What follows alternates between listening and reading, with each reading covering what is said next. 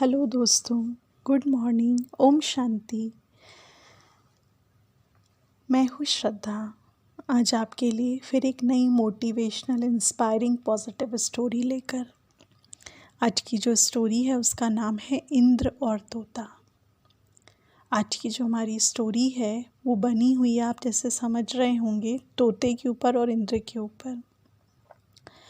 तोता एक बहुत गहरी सीख इंद्र को दे जाता है। एक छोटा सा मिट्ठू जो अमूक जानवर है, जो बोल नहीं सकता, लेकिन वो बहुत बड़ा पाठ इंद्र को सिखा देता है कि कैसे हमें हमारा जीवन जीना चाहिए, क्या धर्म नीति है और क्या कूटनीति है। तो आज की कहानी की हम शुरुआत करेंगे। उसके पहले अगर आपने मेरे चैनल को सब्सक्राइब नहीं किया है और अगर आप ये स्टोरीज़ को कंटिन्यू सुनना चाहते हैं तो प्लीज़ इस चैनल को सब्सक्राइब करें। और अगर आपको स्टोरीज़ अच्छी लग रही हो तो इसे लाइक भी करें और दूसरों तक पहुंचाकर शेयर भी करें, ताकि दूसरे भी इन स्टोरीज़ का फ़ायदा उठा सके और उनकी लाइफ में भी पॉजिटिविटी और परिवर्तन आ सके। और अगर आप इन स्टोरीज़ को सुनने के साथ साथ पढ़ना भी चाहते हैं तो आप हिंदी और इंग्लिश दोनों में ही पढ़ सकते हैं। मेरे जो ब्लॉग का चैनल है उसकी लिंक मैंने डिस्क्रिप्शन बॉक्स में दी हुई है। तो चलिए आज की स्टोरी की हम शुरुआत करते हैं। देवराज इंद्र और धर्मात्मा तोते की ये कथा जो है महाभारत से ली गई है। ये कहानी कहती है कि अगर किसी के साथ हम अच्छा वक्त बिताते हैं तो हमको बुरे वक्त में भी उसका साथ देना नहीं छोड़ना चाहिए। एक शिकारी ने शिकार पर तीर चलाया। तीर पर सबसे खतरनाक जहर लगा हुआ था, पर निशाना चूक गया। तीर हिरण की जगह एक फले फूले पेड़ पर जा लगा। अब पेड़ में जहर फैल गया। पेड़ जो है वो सूखने लग गया। उस पर रहने वाले सभी पशु पक्षी एक एक करके उड़ गए। पशु चले गए और पक्षी उड़ गए। पेड़ के कोटर में एक धर्मात्मा तोता बहुत बरसों से रहा करता था। तोता पेड़ छोड़कर नहीं गया, बल्कि अब तो वो ज़्यादातर समय पेड़ पर ही रहता था। दाना पानी ना मिलने से तोता भी सूखकर काटा होता जा रहा था। अब ये बात देवराज इंद्र तक पहुंची। मरते वृक्ष के लिए अपने प्राण दे रहे तोते को देखने के लिए इंद्र स्वयं वहां पर आए। धर्मात्मा तोते ने उन्हें पहली नज़र में ही पहचान लिया। इंद्र ने कहा, देखो भाई, इस पेड़ पर ना पत्ते हैं, ना फूल है, ना फल है। अब इसके दोबारा हरे होने की कोई भी उम्मीद नहीं है। जंगल में कई ऐसे पेड़ हैं जिनके बड़े बड़े कोटर पत्तों से ढके हैं। पेड़ फल फूल से लदे हैं। वहाँ से सरोवर भी पास ही है। तुम इस पेड़ पर क्या कर रहे हो? वहाँ क्यों नहीं चले जाते? तोते ने जवाब दिया, देवराज इंद्र, मैं इसी पर जन्मा, इसी पर बड़ा, इसके मीठे फल खाया। इसने मुझे दुश्मनों से कई बार बचाया। इसके साथ मैंने सुख भी भोगे। आज इस पर बुरा वक्त आया है तो मैं अपने सुख के लिए इसे त्याग दूं? जिसके साथ हमने सुख भोगे, दुख भी उसी के साथ भोगूंगा ना। मुझे इसमें ही आनंद है। आप देवता होकर भी मुझे ऐसी बुरी सलाह क्यों दे रहे हैं? यह कहकर तोते ने तो जैसे इंद्र की बोलती ही बंद कर दी। तोते की दो टुक सुनकर इंद्र प्रसन्न हो गए और बोले, मैं तुमसे प्रसन्न हूँ, कोई वर मांग लो। तोता बोला, मेरे इस प्यारे पेड़ को पहले की तरह ही हरा भरा कर दीजिए।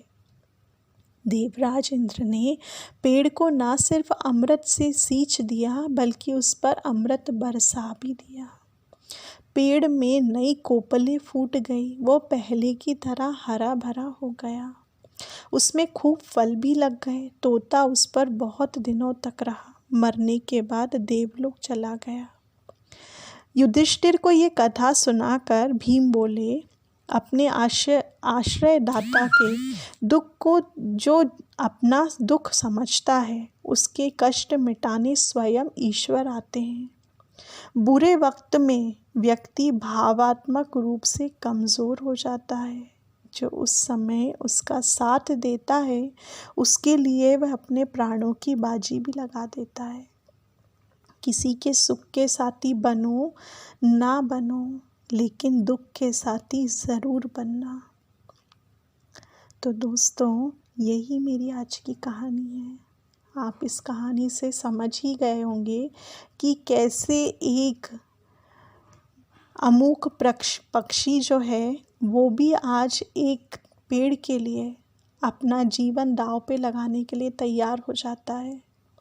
आज हमारी ज़िंदगी में भी ना जाने कितने व्यक्ति रहे होंगे जिनने हमें समय पर मदद करी होगी, और ना जाने कितने रहे होंगे जिनने हमारे हंसी खुशी में हमारा साथ दिया होगा। लेकिन आप किसे याद करते हैं? जिनने आपको ज़रूरत पड़ने पर उस मुसीबत के समय में सहारा दिया। आज की दुनिया उल्टा सोचती है। वो ज़रूरत पे तो इंसान को पूछ लेती है, लेकिन काम निकलने के बाद भूल जाती है। तो दोस्तों, जब पशु पक्षी भी इन सब चीज़ों को समझ सकते हैं, तो आज हम तो मनुष्य हैं, हमें तो सोचने समझने की शक्ति परमात्मा ने दी है। तो क्या हम इस चीज़ को नहीं समझ सकते? क्या हम किसी के एहसानमंद नहीं हो सकते? किसी के दुख के साथी नहीं बन सकते? भले ही हम उन्हें सुख में साथ दें ना दें, लेकिन दुख में ज़रूर साथ दें, क्योंकि उनने आपके सुख में ज़रूर आपका साथ दिया है। और जब आप किसी के दुख के साथी बन जाएंगे, तो वो सच में आपके लिए अपने प्राणों से भी ज़्यादा आपका आभारी बन जाएगा, और आपके लिए मर मिटने को भी तैयार हो जाएगा। आप अगर ये चीज़ सच्चे दिल से करेंगे, तो ज़रूर परमात्मा, अगर वो नहीं भी करता है, तो परमात्मा आपको उसके बदले का फल देगा, क्योंकि उसकी डायरी में तो ये नोट हो रहा है ना। तो परमात्मा की डायरी में नोट कराने के लिए हमें ये काम करना है। किसी मनुष्य को दिखाने के लिए, या गांव या सोसाइटी को या सिटी वालों को दिखाने के लिए, या पब्लिक को दिखाने के लिए नहीं करना है। हमें दुख का सुख का दोनों का साथी बनना है, हर व्यक्ति का।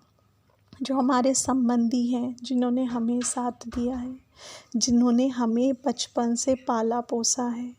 आज जो बच्चे अपने माँ बाप को घर से निकाल दे रहे हैं, वो ये भूल जाते हैं आज हम उसी वृक्ष के नीचे बड़े हुए हैं, उन्हीं के पैसों से हम आज यहाँ तक पहुँचे हैं।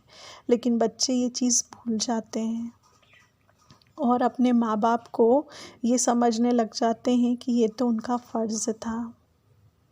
आपका भी समय आएगा जब आपके बच्चे आपसे बोलेंगे कि आपने भी यही काम किया है, क्योंकि टिट फॉर टैट होता ही है।